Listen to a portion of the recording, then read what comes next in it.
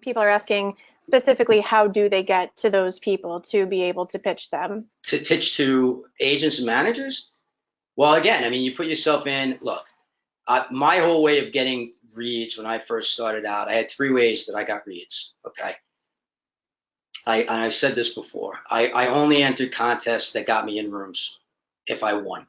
I didn't enter contests that got me $2,000 or $1,000 or a final draft, the 55th certificate of final draft that I had.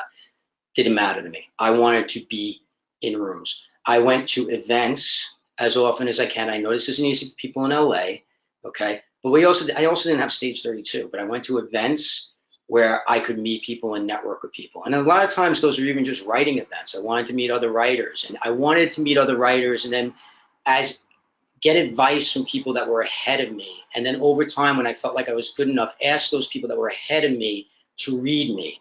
And then when they read me, they were willing to put their reputation on the line to bring me to their managers. Before I signed with my manager, I had meetings with two other managers. The way I got those meetings, this is, I mean, I guess this illustrates and is an example of it. The way I got those meetings was I had a friend who was a writer and one that was a producer, actually. And I would ask them, I would say to them, you know, at the beginning, when I made friends with them, I offered them value. I said, is there anything I can do? Is there anything I could help you with? And sometimes, you know, first of all, they just appreciate that to begin with, even if you couldn't help them. Sometimes they would ask me to read something, even knowing that I was kind of below them, just to say, what do you think of the story? Not necessarily, you know, give me notes, but what do you think of the story? Is it something you would go see? And I would be able to at least try to give my value there, okay? But sometimes it was even like, look, let me just go buy you dinner, you know, and or anything. Let me come paint your house. Let me come wash your car. Let me bring you some sort of value. I mean, I joke, but it's not, it's, you know, people do this stuff all the time. Like, what can I do to help you? And over time, they saw how serious I was about the writing.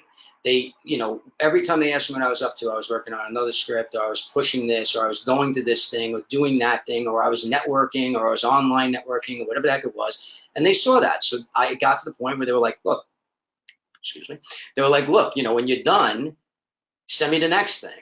And I did. And both of them sent me to managers and got me read by managers. And both managers said, want meetings with you. And I went on these meetings and they said, we want to read more of what you have. And I did. And both offered me representation, which I ultimately turned down and went with somebody else. But I mean, but it was, that's how I got there. So that's my second way, was just making those kinds of relationships. And then the third thing to me is really has to do with understanding the market, understanding everything there is to know about this business. My morning is always reading the trades. It's knowing exactly what's going on, where it's happening, what's happening. And what I used to do was, if I had a script, like for example, I had a crime screenplay, like kind of a crime heisty screenplay, I looked at who was making those kinds of movies. I looked at those movies that were being made, and I did research on who is the writer rep by, on the management side, on the agency side. Where is the film getting made? Are there co-production companies? Who's financing the film? Who's distributing the film? And I'd make lists, spreadsheets. And I hate spreadsheets, but I would make spreadsheets of everybody. And this would be a long play for me. When I started getting the credibility of knowing certain people, winning certain contests, okay, getting recommend coverage from certain places, then I would either ask somebody to make an introduction into this person that I wanted to reach, or I would reach out to them cold. And I could tell you that reaching out to them cold, it's difficult. It doesn't work all the time, but I would structure it in a way that was very short, very short. People send these emails, nobody's reading them. I'm telling you right now. If you can't say what you want in like 2 sentences, 3 sentences, don't send it, because nobody's reading it. I would send like a 2-3 sentence thing just saying, hey, you know, I saw that you produced this movie. It's fantastic. Really dug it. And I give maybe like a line or two about me. Like, you know, I'm a writer that has had, you know, semifinals in Nickel or this or that. And I have a screenplay that, you know, I feel fits into this Could I possibly talk to you about it? Can I explain more about it? And what I would get back, occasionally was send me the log line or send me a one-page synopsis. But the door was open, okay? But it took a lot of research and a lot of time. And I will even do this. Look, again, I'll put it into modern terms, just so you don't think that it doesn't still go on for me, all right? This TV pilot I wrote is a period piece. It takes place in the late 50s, early 60s. It's based on a true story. It's not going to be cheap to produce, okay? I knew this going in. I wanted to write it anyway because I love the story and because I don't think it's never been told.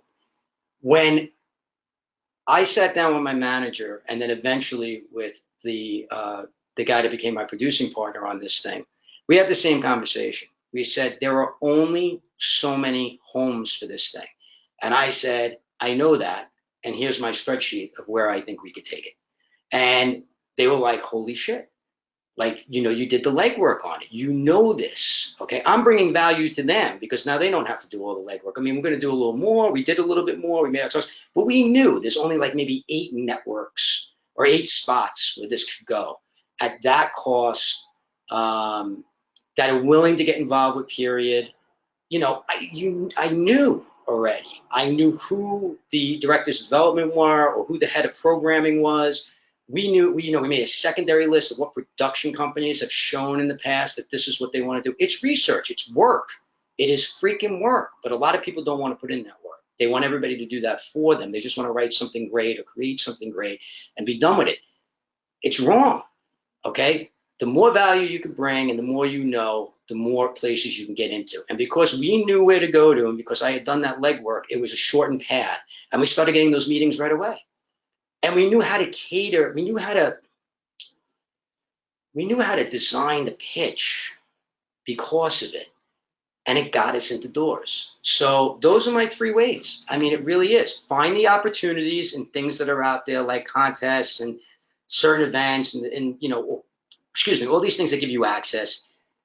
Build the freaking relationships. Know who is doing what in the business. Know who your targets are. Okay? Know who your targets are. I could tell you, I mean, so many producers and will tell me, like I've said this on these shows before, but like I have horror producers that will just say to me over cocktails, like, I get pitched like 40 comedy scripts a week. They're a horror company.